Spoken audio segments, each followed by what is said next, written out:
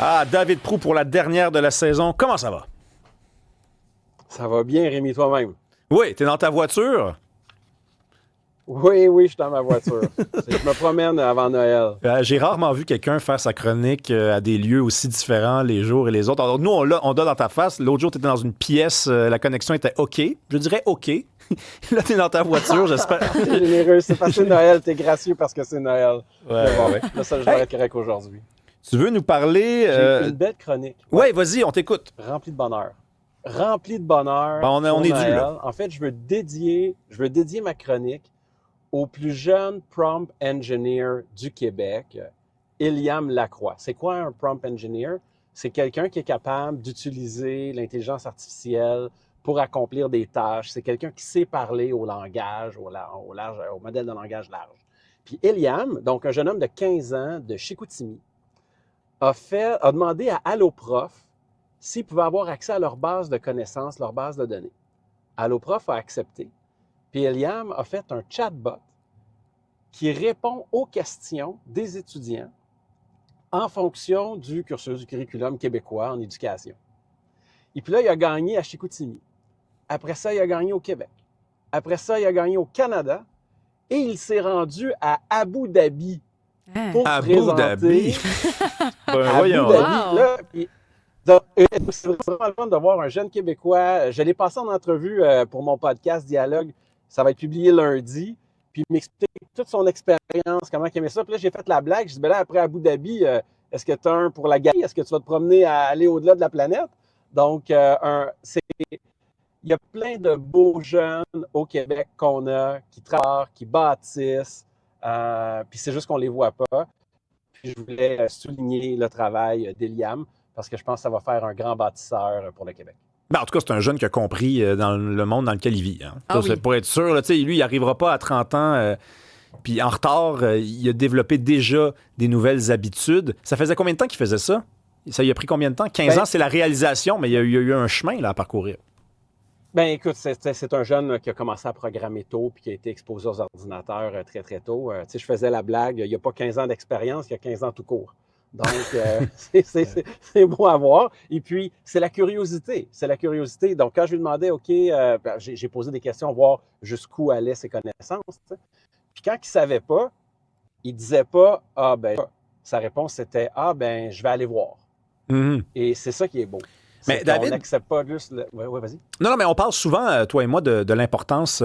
Tu disais l'autre jour que tes enfants, quand ils vont dans leur chambre, il n'y a pas d'écran, il n'y a pas d'appareil. La chambre, c'est la chambre. Puis je trouvais que l'image que tu avais proposée, j'avais jamais pensé à cette image-là était la bonne. Je laisse pas 200 000 personnes rentrer dans la chambre de mes enfants. Parce que c'est finalement, quand tu es connecté avec du monde. Mais ce petit jeune-là, Iliam Lacroix, il programme jeune, il est devant ses écrans pas mal, ça veut dire peut-être qu'il joue moins dehors. Ben oui, ça se peut qu'ils jouent moins dehors, mais on a besoin de gens qui jouent moins dehors. Je veux dire, au Québec, il y a des joueurs de hockey, on en a plein. Là. Puis d'avoir des jeunes qui trippent à être sur leur ordinateur, puis à trouver le pourquoi du comment, puis à creuser, on en a besoin. Donc, puis tu sais, écoute, j'ai parlé un peu avec son père, là, puis le père a l'air super impliqué, puis... parce que le voyage à Abu Dhabi, ça n'a pas été payé avec nos impôts. Là. C'est les parents là, qui l'ont amené là. Parce que là, on a déjà envoyé Magali Picard l'autre jour là, à Dubaï. Là. Ça va faire. Là. Effectivement. Puis le jeune Iliam m'a donné une idée pour Noël. Donc, tu sais, toujours finir sur le thème de Noël. Ouais. Tu sais, le Québec, on est une nation francophone, catholique. Puis, on connaît peu de choses à propos de Noël. Puis, tu sais, Iliam, il a pris la base de l'Oprah. Moi, j'ai une suggestion pour les gens. Vous pouvez demander à ChatGPT de vous répondre comme s'il était le petit Jésus. Puis, tu sais, alors qu'on va voir des gens dans notre famille, non, mais il y a des gens dans notre famille avec qui on s'entend moins bien, qui a des tensions et tout. Même pas vrai, ça. Tu sais, les Américains, ils ont cette expression-là, là, What would Jesus do? Ben, tu peux demander à ChatGPT de te répondre comme s'il était Jésus. Parle-lui de tes problèmes, puis on va voir qu'est-ce qu'il va te répondre. Puis tu peux le faire avec Mohamed puis les autres si tu veux. Là. Mais là, vu que c'est Noël, je me suis dit, regarde, on va mettre ça de l'avant. Là. Mais qu'est-ce que ça donne? Qu'est-ce que ça donne? Le roi mage, pourquoi il était là? Oui, puis est-ce que c'est bon? Parce que des fois, écoute, je veux dire, là, j'espère que tu vas quand même le reconnaître. Des fois, c'est pas encore très, très bon les réponses qu'on nous donne. Là. Ça dépend peut-être des modèles, ça dépend comment on les a entraînés. Je sais que toi, tu dois obtenir des meilleurs résultats que moi là-dessus, mais moi, des fois, je pose des questions assez simples. Puis la réponse est complètement farfelue. Attends, je viens juste d'écrire à ChatGPT, juste parle-moi comme si tu étais Jésus. Sa première réponse, c'est je te parle avec des mots simples, comme à quelqu'un que j'aime. Ne crains pas le bruit autour de toi, ni l'urgence qu'on te met sur les épaules. La plupart des choses pressantes, mais peu sont vraiment importantes. Respire, tu n'as pas à tout porter aujourd'hui. Voyons donc, c'est pas Jésus. Merci, ChatGPT. C'est pas Jésus, pas en tout. Ça? On dirait ma tante ésotérique là, qui me parle. Là. Non, c'est Jesus, Rémi. Jesus qui me dit de respirer puis de me détendre. Oui. Ben non. Oui. Écoute, espèce d'incrédule.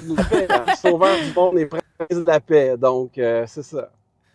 Mais bon, c'était mon idée pour Noël. Mais ça fait partie, je trouve, des bonnes nouvelles quand même. Quand on parlait, tu sais, plutôt, on présentait 5 bonnes nouvelles, dont l'envie d'entrepreneuriat qui grandit au Québec chez les Québécois et Québécoises en général. Puis là, tu as un jeune comme ça qui, comme tu le disais, Rémi, voit l'avenir arriver finalement, puis il veut faire partie d'être un facteur de changement dans ce qui s'en vient, j'imagine, pour le mieux à cet âge-là. David, le savais-tu, toi qui travailles beaucoup avec les Américains, qui a déjà habité aux États-Unis, qui est au téléphone avec des Américains au quotidien, savais-tu que, selon des sondages qui ont été menés au Québec et aux États-Unis, quand on sonde les gens et qu'on leur demande dans les 3 prochaines années, là, des gens qui n'ont pas d'entreprise, dans les 3 prochaines années, est-ce que vous avez l'intention de vous partir une entreprise?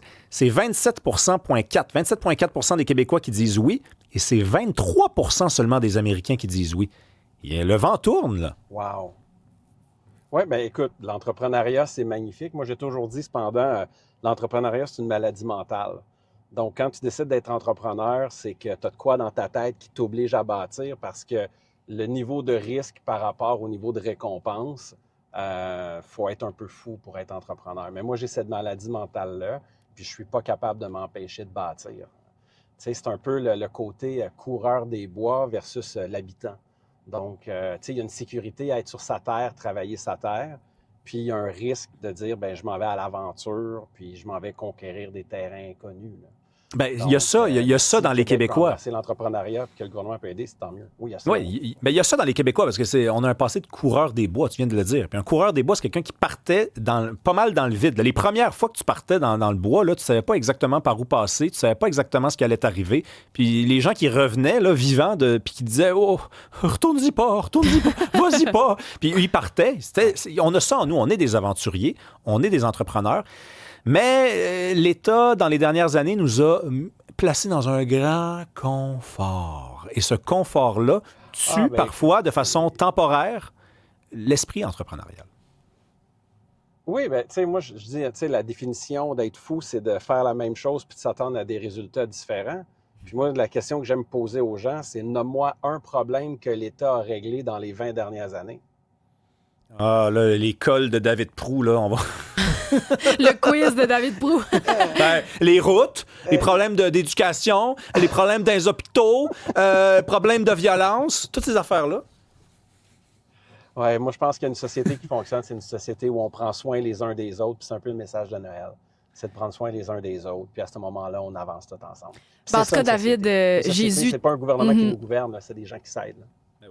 Jésus te fait dire que Noël apporte à David Proulx la paix dans l'esprit, la chaleur des siens et l'élan nécessaire pour l'année à venir. Jesus AI. Bye bye, David Proulx. Bon temps des fêtes. Ouais.